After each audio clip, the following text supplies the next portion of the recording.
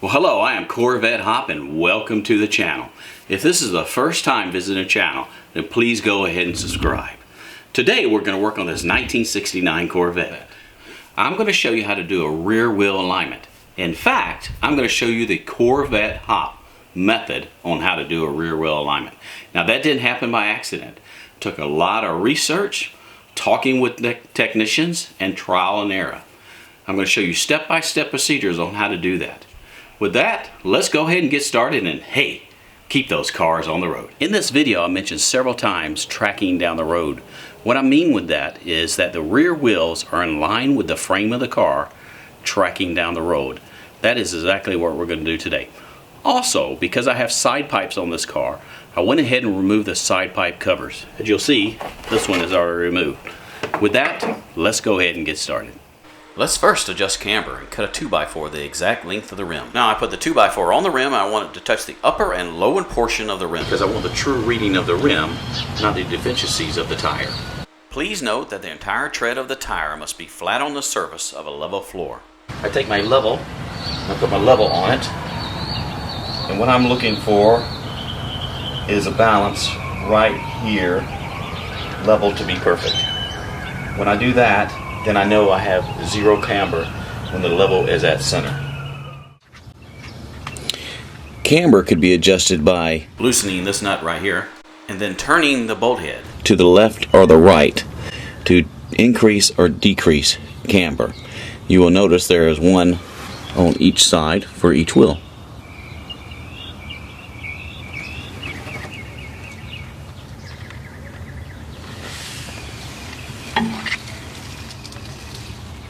One of the first things you'll have to do is to jack the car. Go ahead and do that and always think safety first.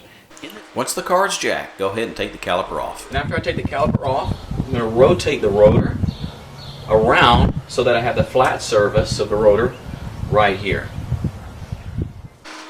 Next, go ahead and take the nut off the leaf spring. Now make sure you put a jack under it. Use the jack by jacking a little bit on the leaf spring, relieving some of the pressure so you can remove the nut. Always use caution when operating around the leaf spring. Think safety first. And right here is the area where the trailing arm is attached. And these shims go right in this location, just like this. Some of the older type shims have a hole in it in which the bolt goes all the way through the shim. In that case, the bolt will have to be entirely removed. Before I do that, I'll have to take the cotter pin out of this bolt and back it off and then back the nut off. Now what I want to do here is make sure that this car tracks directly straight down the road. So I took my string and put it on the back of the rotor. Then I ran that same string line all the way down line of the Corvette to the front of the door. And what I did was, and I made a measurement right here, the back of the door, and made sure it was flush with the string. And then I did the same in the front of the door seam right here. And I ensured that that was the same. And I made sure that the string was tight enough so that it would give me a reading right here on the disc. I need a 1/8 inch gap from the front of the disc to the edge of the string. Keep in mind the back of the string is flush. So I have 1/8 right here. And I move the trailing arm back and forth and install shims until I get that right. And what I'll do is this measurement right here to the back of the door will be the same as I do the other side, and the same on the front of the door. Then I'll ensure that that side of the car is tracking directly straight with this side of the car and that the measurements are exactly the same. This is what the string looks like running alongside of the car close to the frame.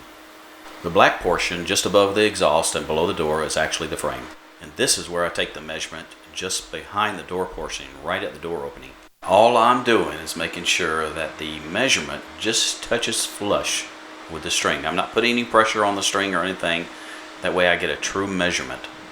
Again, my measuring device is actually touching the frame of the car.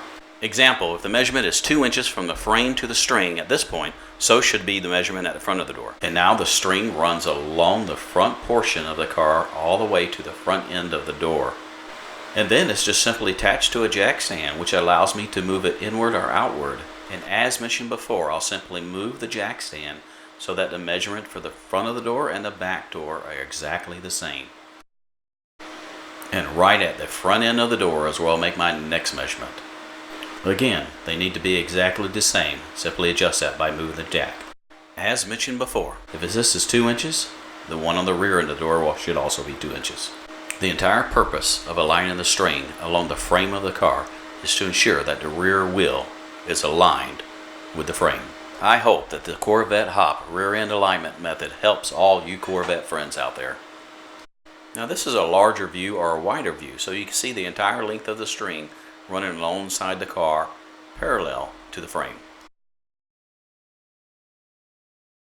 Now take note, is all I did was reverse the rotor so that the flat edge of the rotor is extending past the edge of the car in order for that string to extend out. You will also notice that I disconnected the spring on the bottom of the car, and that way it would give me a true and easy reading.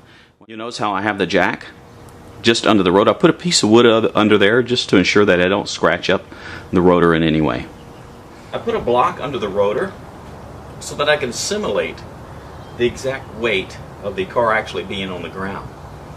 And in order to do that, I simply put a level right here like this, and then ensured that the bubble was dead center. So in other words, what I'm doing here is I'm ensuring that this wheel tracks directly straight.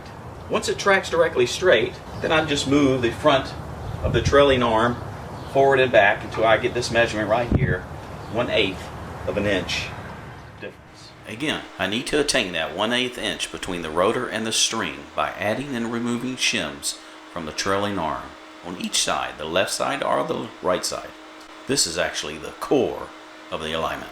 Once the 1/8 is attained between the rotor and the string, the rear wheel is aligned.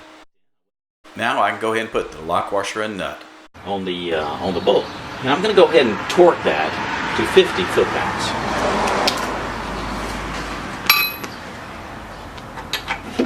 Once it's torqued to 50 foot-pounds, go ahead and put the cotter pin in and reinstall everything in reverse order: the rotor, the caliper, and the leaf spring. Okay, I'm now working on the left side of the car. I went ahead and attached the string, and so all I did is attach it right here. Wrapped it around the rotor and just kind of put it center. And now I'm going to go ahead and make sure that this distance from the back of the door and the front of the door is exactly the same. Now I'm simply just doing everything the exact same way that I did the right side of the car. Sorry about that Texas wind noise you hear in the background. Yeah, I am very close right there.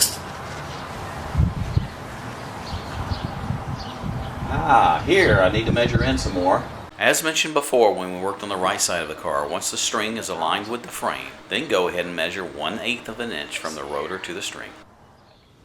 I have it all assembled now, and pretty much I just assembled it the same way that I took it apart. Hopefully we have saved you $400 to $500 in automotive costs. I encourage you to always use safety when operating around a vehicle, especially when jacking and down jacking a vehicle. Well, okay, Corvette friends, I hope you liked the video and you learned something.